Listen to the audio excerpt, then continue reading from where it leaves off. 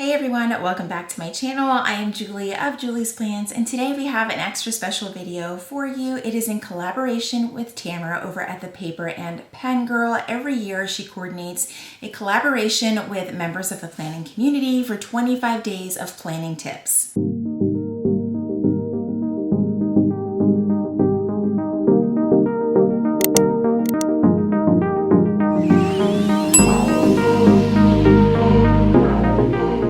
This year's topic is tips to successfully switch planner systems. And if you have followed me for any amount of time, then you know that I am quite literally the queen of switching up planner systems. So I was super excited and honored once again to be invited back to be a part of this collaboration to specifically talk about switching planner systems. Hopefully by now you have had a chance to review some of the videos prior to this one, and there have been a ton of amazing and incredible tips. This time of year we are deep in the throes of planner launch season and having to make all kinds of decisions. So a lot of us are switching our planner systems, myself included. And so now that you've had an opportunity to watch some of those other videos, I'm going to put a little bit of a different spin on this, because by now you've probably had a chance to take some of those tips and decide what it is that you are using. And if you are there, this video is where you need to be, because my tip for you when it comes to switching your planner system is time. We have to give it time. Our community can be a little bit distracting with everything that is posted online. There's a new launch every week of a new and exciting and gorgeous planner out there, and we've just started ours, and it is going to be so easy to try to jump ship before the ink has even dried in our new planner system. So we're going to put a little bit of a pause on things, and we're going to talk about giving our new system some time with a couple of tips. So tip number one is going to be to decide just how much time you want to give this new planner system, right? I am of the belief that you should not stay in a system that is not working for you, okay? Do not become a prisoner of your planner. The planner should work for you, not the other way around. So when I typically jump into a new system, for the most part, remember, we listen and we don't judge. Okay, we judge a little bit. But when I typically jump into a new planner system, I try to give it approximately 90 days. For me, that's like a full 3-month time period where I get to see, is this system gonna really work for me for another 90 days, for a total of 6 months. Sometimes that can feel like forever in the planner world. But when you're jumping into a new system, decide how long you wanna give it and then revisit it, which takes me to tip number 2.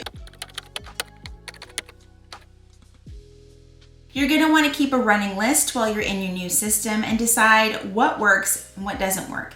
Keep that running list because it's really going to help you evaluate this system at the end of the 90 days. And it will give you an opportunity to decide if you're going to stick with the system or if it's time to cut ties with that new planner system. And now you'll have a list to reference so you know what you're looking for in your next system and you're not going to keep repeating the same mistake. So for example, if you jumped into your new planner system and it's a ring system, and part of your things that didn't work was the fact that it's rings and it's getting in your way, why would you then choose to hop into another ring system?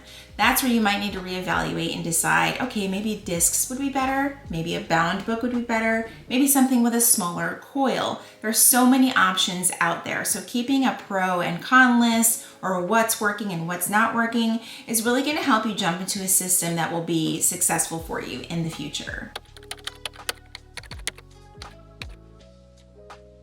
My next tip for you during your 90-day trial period of your new system is to follow hashtags and creators that are using the system that you're currently in. This is going to help you stay motivated, stay creative. You're going to get tons of tips and ideas from people using the same planner as you, and you're not going to be ready to quit it because you're not seeing planners and systems that don't look like yours. You're going to want to curate a feed that it's going to help you stay in your planner, especially if you're someone like me who is easily distracted and all it takes is seeing one shiny new planner and I'm out the door. I'm ordering something and I'm trying something new.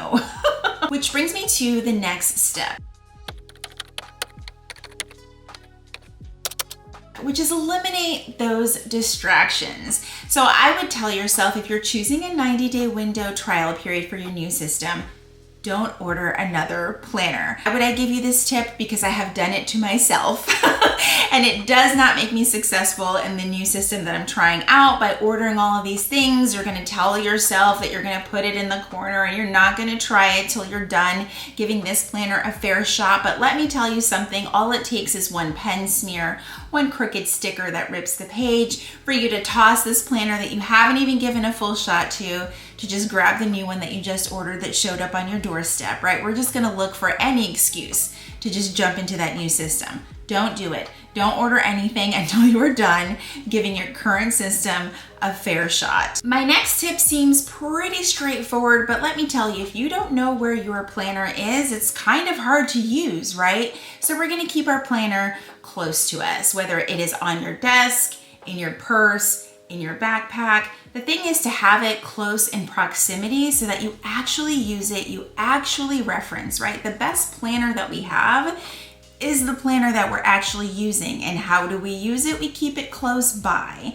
And in that same topic, like keep the tools that you're using that work with that system also close by. It can be really frustrating when you're sitting there and you're trying to embrace this new planner. You don't have the pen that works with it. You don't have the markers that work with it. The stickers that you have are for a whole different planner. Like, get all your supplies together, keep everything kind of close by, whether it's in a basket, a planner pouch, whatever works for you or what you already have on hand.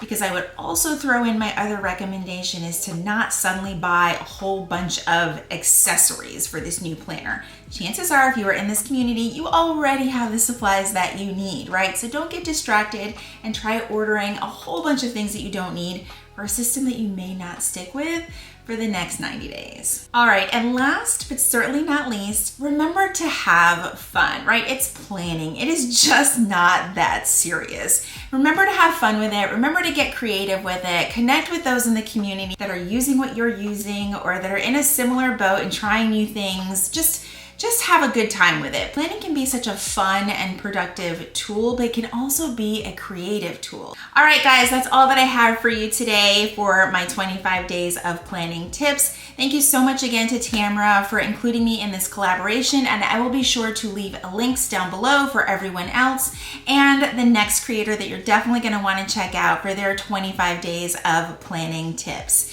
If you enjoyed today's video, please be sure to give it a thumbs up, subscribe if you haven't already, and if you're already subscribed, make sure you click that notification bell so that you know when my videos are posted here on YouTube. As always, thank you guys so much for hanging out with me, and I will see you in my next video. Bye, everyone.